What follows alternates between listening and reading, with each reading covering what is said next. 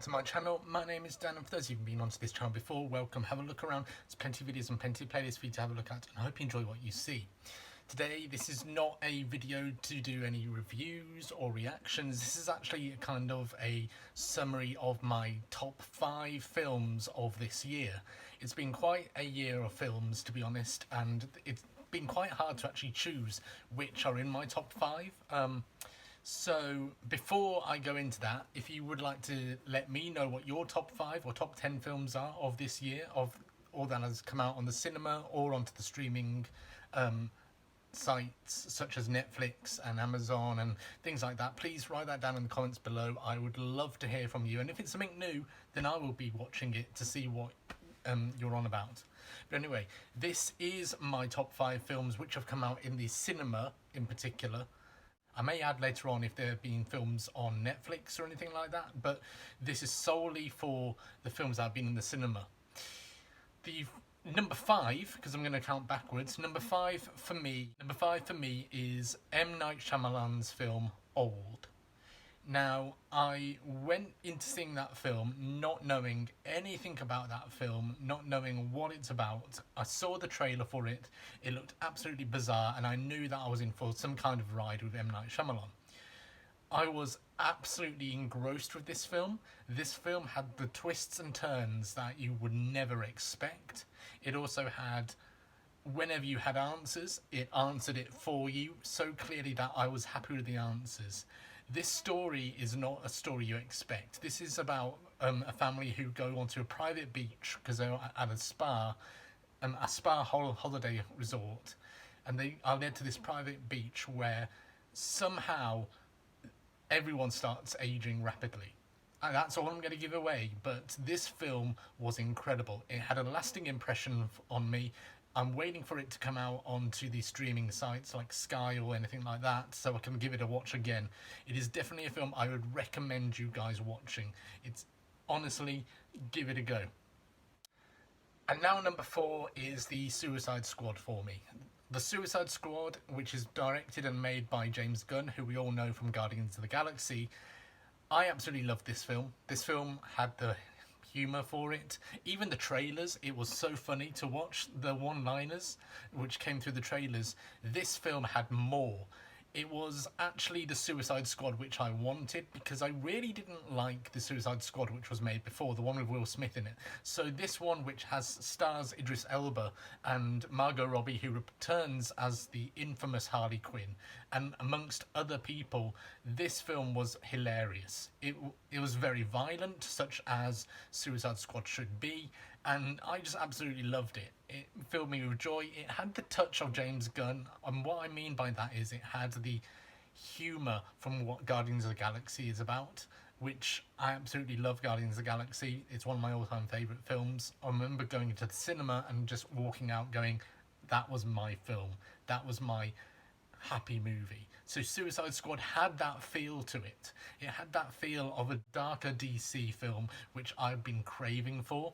And it kind of feels like Warner Brothers has learned now from the fans that they want darker films.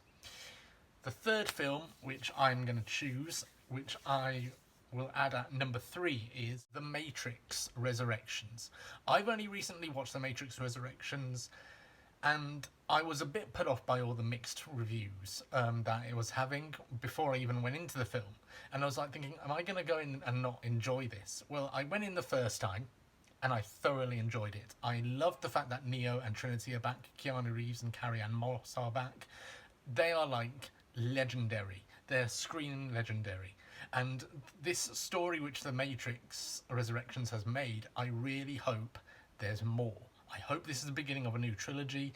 I haven't checked the news yet to see if this has been confirmed that it's a new trilogy, but I'm hoping beyond hoping that this is a brand new trilogy. I get why most people won't like The Matrix. I get why most people won't like it if you're a die-hard fan of the trilogy, but just remember, I think that they're aiming for this film to be for a new generation of fans, as well as keeping the old generation. So it's not going to be the same as what you want it to be. So it's in the cinema now, guys. I've seen it twice. Second time around, I noticed things more than I noticed in the first one. So it's full of those beautiful moments where you, if you've seen it a second time, you go, oh, that makes sense, and oh, that makes sense. Seriously, I would highly recommend it. And as you can see, got the poster there and there. This wall is actually going to be covered up with posters, so right there I'm hoping to get the Spider-Man No Way Home poster. I've been searching for it online now, and I really want it to be there. But the whole wall, and I will do a special video of, like, you know, this is my studio, the whole wall I'm gonna just plaster with posters. But anyway, I've gone off topic, but that's what I'm gonna do with this studio. The second film I'm going to choose, and this has been a really hard one, because the two films which I wanted to either be first or second, they're, in my opinion, number one right now. But the second film I'm going to say is Spider-Man No Way Home, which I've just mentioned before. This film had everything. The hype leading up to this film was incredible. I remember watching YouTuber after YouTuber who are huge Spider-Man fans like myself, who were impacted by the Tobey Maguire era and the Andrew Garfield era and the 90s Spider-Man cartoons.